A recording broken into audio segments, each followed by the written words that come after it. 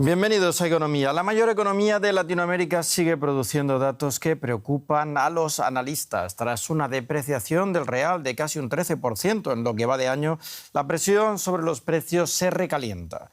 El llamado Índice Nacional de Precios al Consumidor amplio alcanzó el 4,5% en los últimos 12 meses.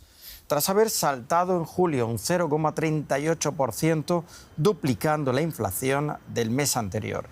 La gasolina, los billetes de avión y el costo de la electricidad fueron los factores del índice que ejercieron mayor presión al alza. La inflación alcanza así el máximo fijado por el Consejo Monetario Nacional, que es del 3% anual, con un margen de tolerancia de 1,5 puntos porcentual.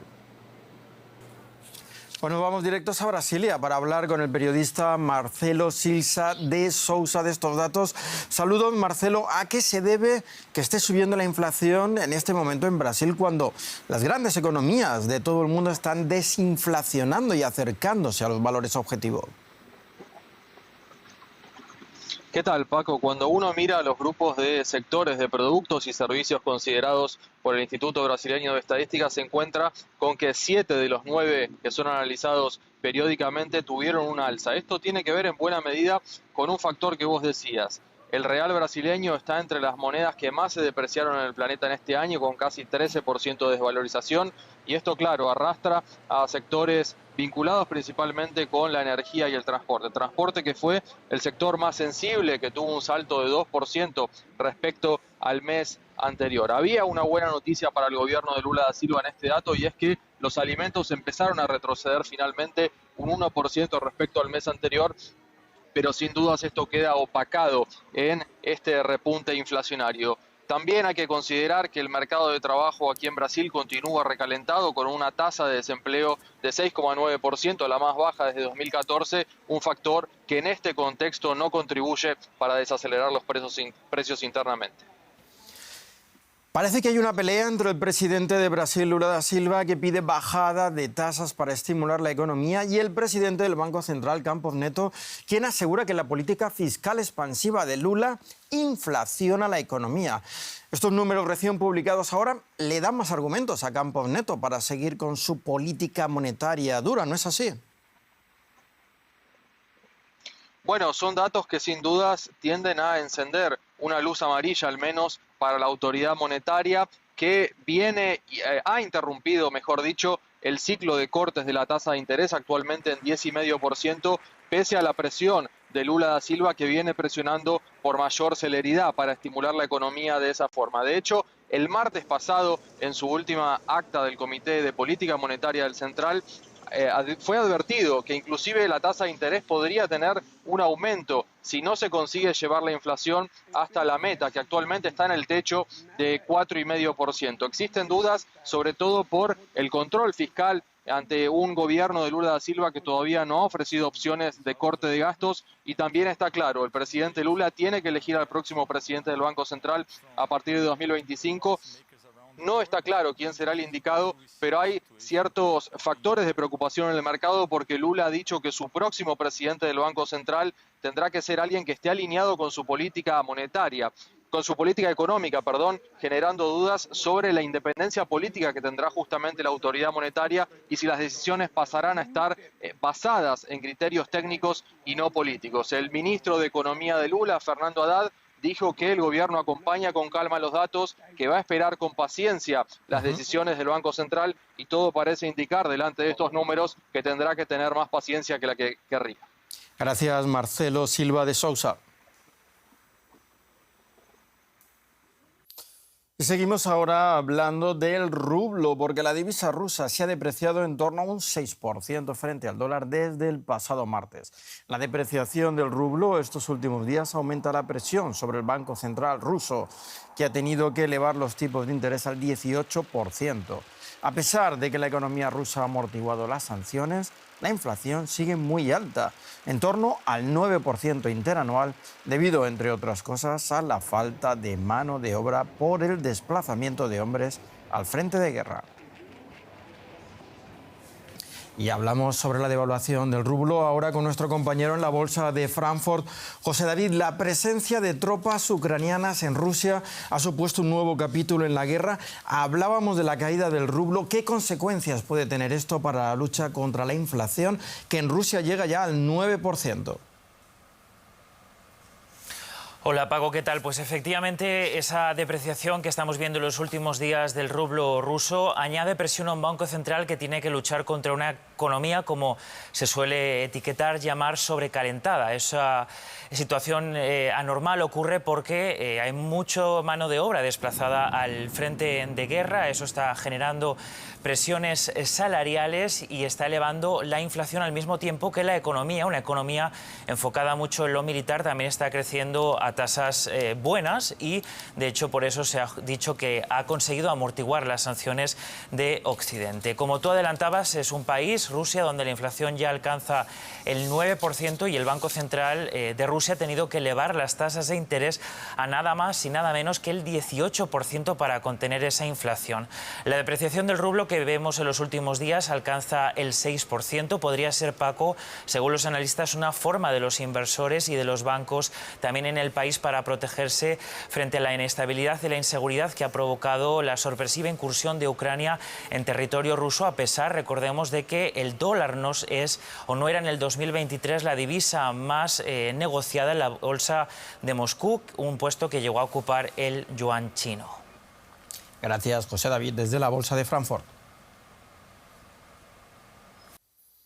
Y comienzo de semana tenso para los mercados en Estados Unidos tras una semana de extrema volatilidad. Un magro dato de creación de empleo había hecho temblar las bolsas de todo el mundo y ahora se espera otro indicador clave. Este miércoles se publicará el índice de precios al consumo, un dato importante para que la Reserva Federal tome la decisión sobre las tasas de interés de referencia, algo que ocurrirá tras la reunión de septiembre. Tras las compras producidas a finales de la semana pasada, aprovechando la caída de precios ocurrida el pasado lunes, la jornada arrancó bajista y algunos analistas prevén una semana turbulenta si el dato de inflación no mostrara un claro retroceso hacia el entorno del 2% anual. La inteligencia artificial ya se utiliza en casi todos los sectores de la economía. China intenta reducir la brecha con los Estados Unidos, promoviendo una tecnología que ya se está experimentando en la conducción autónoma de vehículos. ¿Veremos un mundo sin conductores? ¿Desaparecerá el trabajo de los taxistas? Según los expertos, aún queda bastante para llegar a este punto. El pasajero presiona inicio y ya está en marcha. Está a bordo de un taxi robot. No hay un conductor. El vehículo es dirigido por inteligencia artificial. Esta es una escena típica en Wuhan, China, con mucho tráfico. El taxi, conducido en forma autónoma, circula, dobla o aparca y le está quitando el trabajo a los tradicionales taxistas. Ellos prefieren a veces no hablar sobre cuánto les preocupa su futuro, pero sí un experto. Hasta el momento no hemos llegado a ese punto, porque el Apollo Go de Baidu se encuentra en un estado temprano de desarrollo. Aún no es rentable. Y esto se debe a una serie de regulaciones que debe cumplir. Así es, no creo tampoco que se convierta en una amenaza en los próximos 5 o 10 años. Baidu anunció que en 2030 estará presente en 100 ciudades chinas. Pero la inteligencia artificial también cambiará mucho otros aspectos del tráfico. En una de las escuelas de conducción más grandes de China, en las afueras de Pekín, un grupo de profesores monitorean a estudiantes en automóviles con inteligencia artificial. Las pantallas les proporcionan información en tiempo real, como la cantidad de veces que logran aparcar exitosamente. Respecto de los costos de empleo, definitivamente hay un ahorro. En nuestro modelo de educación actual, los estudiantes aprenden en forma independiente, lo que también fomenta sus capacidades de aprendizaje individual. Durante el curso, los capacitadores juegan también el papel de apoyo, mientras nuestro sistema de entrenamiento con IA les proporciona información para cumplirlo. Los instructores, pues, solo apoyan a los alumnos. Esto reduce sensiblemente el número de instructores necesarios. China tiene grandes ambiciones en el área de la conducción autónoma. Y más allá de eso, en todo lo que tenga que ver con inteligencia artificial. Pero al mismo tiempo, las autoridades temen que crezca el descontento por la pérdida de puestos de trabajo tradicionales. Repasamos hasta ahora otras noticias económicas en formato breve. En un entorno de crecimiento global con poco vigor, la OPEP revisó hoy a la baja la demanda estimada de petróleo en el mundo.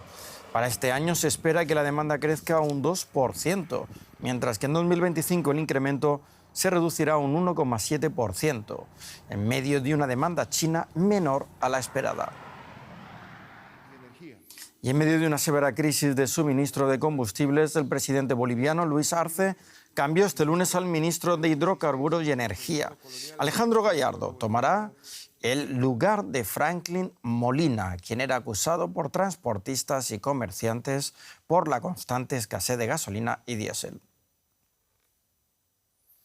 Se cumplen 3 años desde la llegada del régimen talibán al poder en Afganistán. Desde 2021 la seguridad en el país ha mejorado. De la economía no se puede decir lo mismo. De acuerdo a los datos de las Naciones Unidas, 1/3 de la población se alimenta de pan y té. La tasa de desempleo es muy alta, mientras que el Banco Mundial predice un crecimiento nulo de la economía en el próximo trienio. Afganistán tiene un gran potencial en la extracción de recursos naturales y el gobierno talibán intenta explotarlo, pero no lo ha conseguido debido a una infraestructura deficiente y el bajo nivel del capital humano. Las prohibiciones que el gobierno talibán impone a las mujeres limita además su incorporación al mercado de trabajo. Y hasta aquí la economía. Gracias por acompañarnos de nuevo. Ya saben que pueden seguirnos en nuestras redes sociales. Hasta pronto.